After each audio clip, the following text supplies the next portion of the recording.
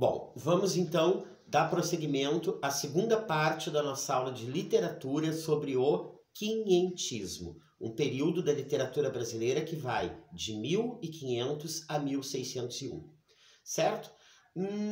No bloco anterior, nós falávamos da literatura de informação, e aí falávamos do Pero Vaz de Caminha, com a carta sobre o achamento do Brasil, vimos alguns aspectos relacionados àquela carta.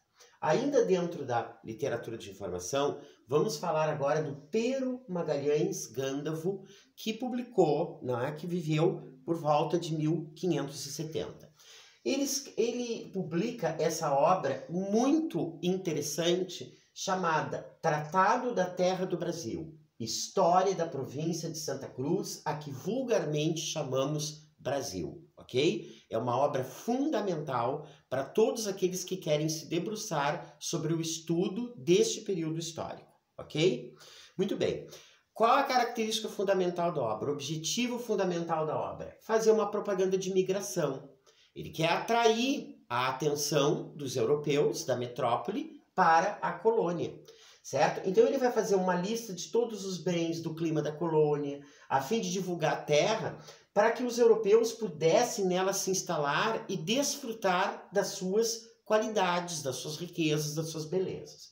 Então o texto ele manifesta um grau de otimismo, enaltecendo as virtudes da colônia para aqueles que viviam na metrópole, ok? Então uma propaganda imigratória aqui, uma obra interessantíssima.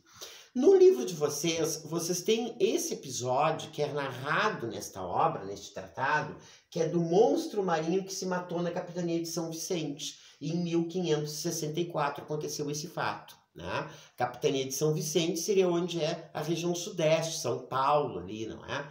Então, gente, é uma coisa muito interessante, né? Um rapaz, né, um português, colonizador, né, um infante, estava deitado de noite e é acordado por uma índia apavorada, porque ela tinha visto um monstro no mar, um monstro marinho. E ela dizia que ele tinha cara e bigodes de cachorro e que ele se levantava, né, e se levantava e ficava em pé na sua cauda, ok? E tinha olhos de fogo, e a Índia vinha apavorada. E ele não dá muito crédito, né, esse rapaz. Até que ele saca da espada e vai matar o tal do monstro marinho e se apavora, né? Se apavora com o horror, né, que aquele monstro, o horror da figura daquele monstro, certo? Aqui nós temos várias interpretações para esse episódio, né? A gente não precisa entrar aqui numa questão mística aqui, né? De monstros, porque havia muitas crenças naquela época que existiam muitos monstros marinhos, que havia abismo no mar, né? Que a terra podia ser plana, olha, vejam só como a gente está voltando, né? E que existiam muitos abismos no mar, certo? Que o mar era povoado de criaturas estranhas, né? E demoníacas, etc e tal. E hoje se cogita a possibilidade desse monstro ser inclusive um leão marinho. Ele podia ter sido um leão marinho. É que esses portugueses, eles não estavam acostumados com a fauna e com a flora daqui.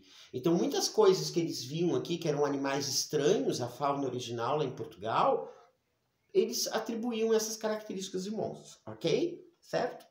Bom, finalmente agora vamos então para a literatura jesuítica, certo? O desenvolvimento da cultura brasileira está intimamente ligado à chegada dos jesuítas no Brasil. Quando é que eles chegaram? Eles chegaram a partir de 1540, quando é fundada a Companhia de Jesus, que foi uma instituição que tinha por objetivo defender a fé católica e divulgá-la em todos os continentes, certo? Então essa Companhia de Jesus é fundada em 1540 e, se eu não me engano, os jesuítas chegam aqui em 1570, 30 anos depois. Então o que eles trouxeram para cá, os jesuítas? A arquitetura, a literatura e as artes plásticas para o Brasil. Quando eles aqui chegaram, 1549, 9 anos depois da sua fundação, eles foram liderados pelo padre Manuel da Nóbrega. E eles se depararam com uma sociedade muito mais complexa do que a sociedade oriental, onde eles já tinham estado lá, certo? Então, como eles acharam que a nossa sociedade era mais complexa, não era tão civilizada quanto a oriental, eles acharam que o trabalho catequético aqui ia ser muito, muito mais fácil do que aquele que eles desenvolviam lá no Oriente, certo? Mas não, né? Muito pelo contrário, eles se depararam com índios, né, ferozes, com índios antropófagos, e aí eles viram que a catequese aqui ia ser complicadíssima. Como exemplo dessa constatação de que a catequese ia ser complicadíssima, a gente tem o caso do padre Pedro Correia, que foi comido pelos índios em 1554, certo? Tá? Os índios eram canibais, antropófagos, certo? E muito bem, né? Quem é que mandou o cara se enfiar aqui, né? Os índios comeram ele, né? No verdadeiro sentido denotativo da palavra, tá? A ação missionária no Brasil fez os inacianos adaptarem o catolicismo à cultura local, ou seja, à cultura tupi. Uma das características dos inacianos, ou seja, dos membros da Companhia de Jesus, dos jesuítas, é isso. Os jesuítas, eles não aniquilam, o objetivo deles não é aniquilar com a cultura local, mas adaptarem o catolicismo a ela. Vocês vejam que este Papa que nós temos, o Papa Francisco, ele é jesuíta. Certo? Existem várias ordens dentro da Igreja Católica, os salesianos, os franciscanos, os jesuítas. Esse Papa é jesuíta. E vejam a tolerância que esse Papa tem às culturas locais. Ele não tenta impor a cultura católica a ninguém. Ele não entra em discussões teológicas a respeito disso ou daquilo. Ele simplesmente, né, incorpora e tenta adaptar a Igreja Católica, a religião católica, à cultura do país aonde ele vai, certo? Isso é uma marca da congregação dele, da congregação dos jesuítas, certo? Bom, a obra de destaque nesse período foi a Arte de Gramática da Língua Tupi, mais usada na costa do Brasil, de José de Anchieta. Essa obra era uma obra fundamental para todo e qualquer coordenador de aldeia. O que era um coordenador de aldeia? Era um padre que ficava responsável por catequizar e evangelizar aquela aldeia. Tá? Nesse sentido, o teatro foi uma poderosa arma para moldar as mentes, os espíritos dos indígenas à fé católica, certo?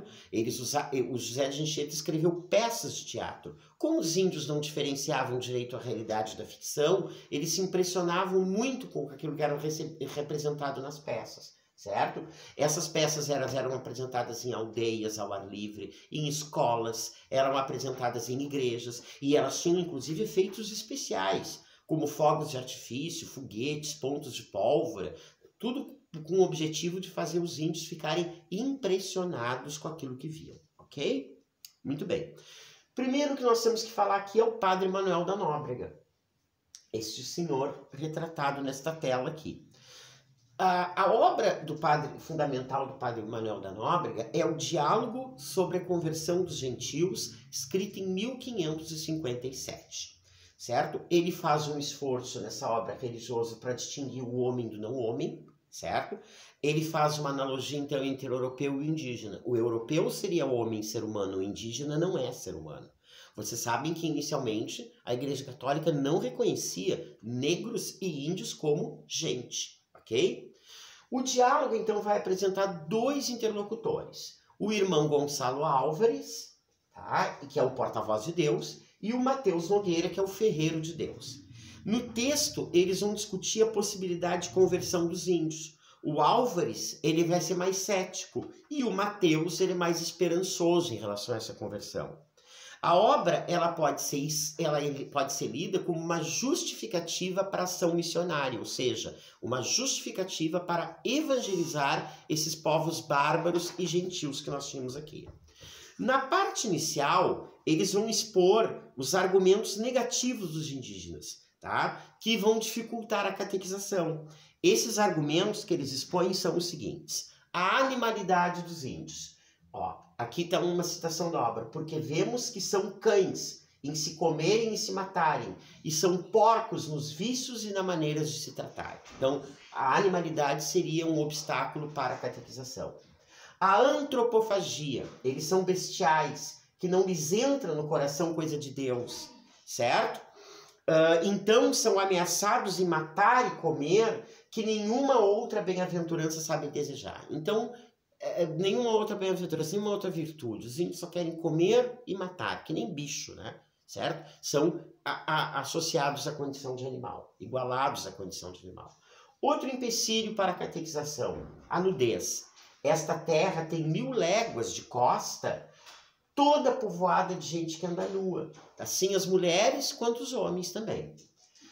Outro obstáculo, a ausência de religião, porque os índios só acreditavam nas forças da natureza, certo? E o que obrigava, inclusive, os jesuítas a chamarem o Deus católico de Deus Tupã. Então, entra naquela vertente, né, de que os jesuítas adaptavam um pouco a cultura católica à cultura local, ok?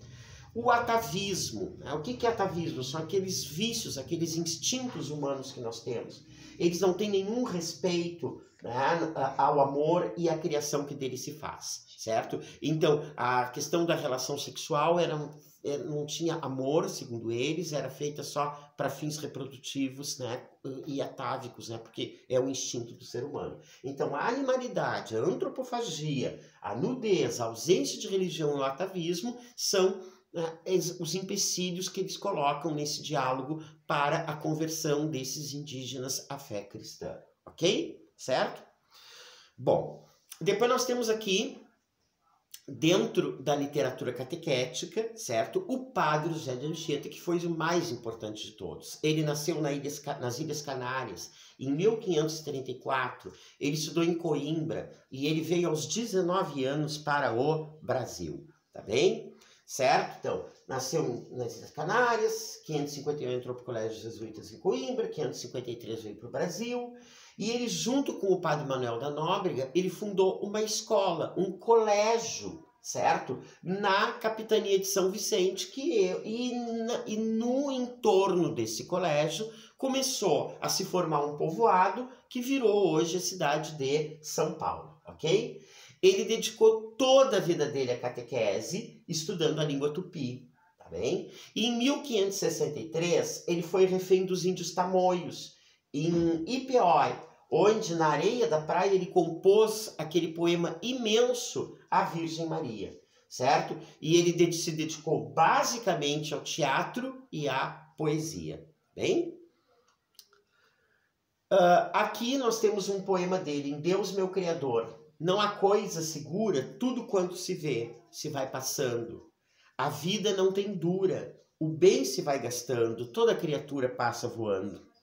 Contente assim minha alma de doce amor a Deus, toda ferida o mundo deixa em calma, buscando a outra vida, a qual deseja ser toda absorvida. Certo?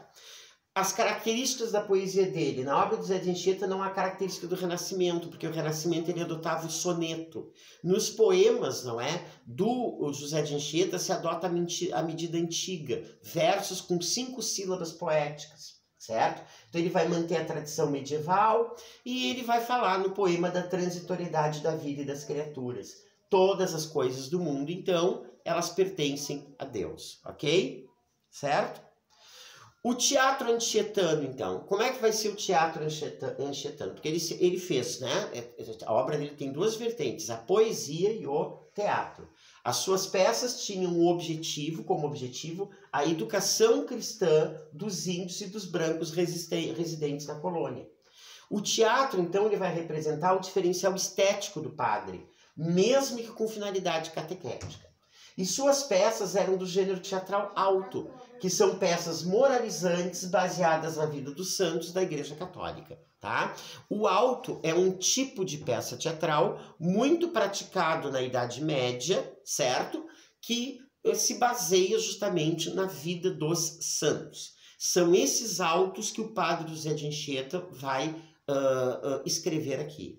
É óbvio que a figura dos santos e dos anjos e do bem vai estar sempre associada aos portugueses e a figura dos espíritos do mal e dos demônios estarão sempre associadas à figura dos índios. Vai sempre haver uma guerra, então, entre o bem e o mal, indígenas e portugueses, obviamente, sempre com a vitória do bem sobre o mal, né? Da religião cristã sobre a cultura pagã dos índios, né? Então, a gente observa aí justamente que O objetivo era justamente manipular as mentes, né, dos índios para que eles obedecessem aos portugueses, ok? Eu não vou ter quem desligue aqui depois. O Alto de São Lourenço, certo? Então, é o mais famoso deles. Ele tem 493 versos, ele tem 457 versos em tupi, para que os índios pudessem entender, obviamente, 595 em espanhol, 1 em guarani e 40 versos em português. Então vocês vejam a cultura desse cara, né? Desse Padre Zé de Anchieta, que fez, não é? Que compôs, né? Uma peça teatral em 3 línguas. Os personagens que nós temos são Guaixará, Aimbiré e Saravaia, que são os demônios, que são espíritos indígenas. Esses demônios, esses espíritos indígenas, eles vão tentar a aldeia, eles vão tentar, não é, semear o mal e a discórdia, atacar a aldeia, e eles vão ser defendidos por São Lourenço e São Sebastião, certo? O enredo, então, é: Anchieta aproxima os demônios da Igreja Católica, dos espíritos familiares dos índios, que são o Guaixará, o Aimbirê e o Saravaia, para que o ajudem a perverter a aldeia. O São Lourenço e São Sebastião salvam a aldeia e prendem os espíritos demoníacos, certo? Então vocês vejam, né, que ele realmente se utilizava dos autos, ele se utilizava, né, das peças de teatro para como é que eu vou dizer assim, incutir nos índios, incutir nos índios os ideais, certo, da religião cristã, ok? E aí, nesse sentido, manipulando as mentes para que obedecessem aos portugueses e posteriormente fossem escravizados por eles, ok, gente? Aqui nós temos, então, nós temos o Alto de São Lourenço reeditado, né, essa obra, tá? Certo? Aqui nós temos, não é, uma retratação pictórica, certo, do Padre Zé de Anchieta com o Padre Manuel da Nóbrega numa aldeia, né, numa oca aqui, cercado de indígenas, ok? Certo? Tá? O tipo de construção da época, tá? E vamos encerrar, então, fazendo uma questãozinha do Enem, que está no livro de vocês, a questão número 2 ali, certo? Distantes da outra quase 100 anos, as 2 telas seguintes, que integram o patrimônio cultural brasileiro, valorizam a cena da primeira missa no Brasil, relatada na Carta de Pero Vaz de Caminha, enquanto a primeira pintura retrata fielmente a carta, a segunda, ao excluir a natureza e os índios, critica a narrativa do escrivão da Frota de Cabral. Além disso, na segunda, não se vê a cruz fincada no altar. Ao comparar os quadros e levando-se em consideração a explicação dada, observa-se que, certo? Então aqui a gente tem a primeira missa do Brasil, uma visão bem romantizada, né? Índio em cima da árvore. Esse quadro já teve em Porto Alegre no Marx também, né? Uns 10 anos mais ou menos, certo? A gente pode ver aqui a cruz, certo? Todos atentos à missa, índios, portugueses, religiosos, todos na mais perfeita harmonia aqui, os índios cobertos, tá bem? Certo? Uma visão bem romantizada e idealizada do fato. Aqui nós temos a pintura do Portinari, né? Ele tirou a cruz, ele tirou os indígenas, deixou só os portugueses, certo?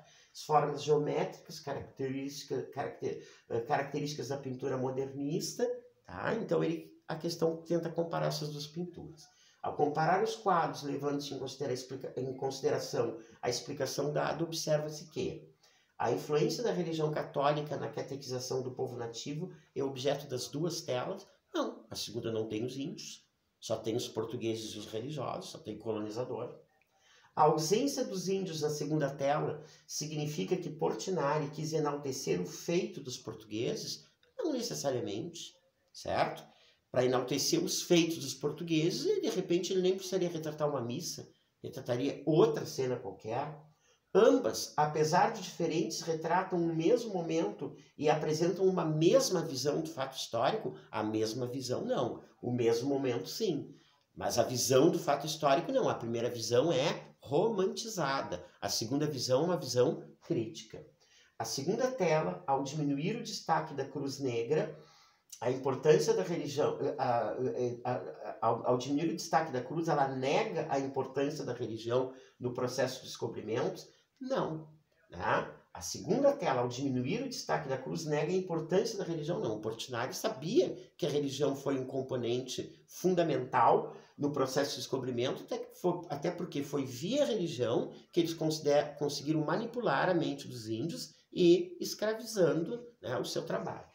A tela de Vitor Meirelles, que é a primeira, contribui para uma visão romantizada dos primeiros dias dos portugueses do Brasil? Claro que sim. Essa seria a alternativa correta. Então, a alternativa correta é a letra E de Equador. Certo? Por hoje eu me despeço de vocês. Por hoje, desta aula de literatura. Também teremos aula de língua portuguesa mais adiante, onde na qual estudaremos, então, a acentuação gráfica. Até daqui a pouco.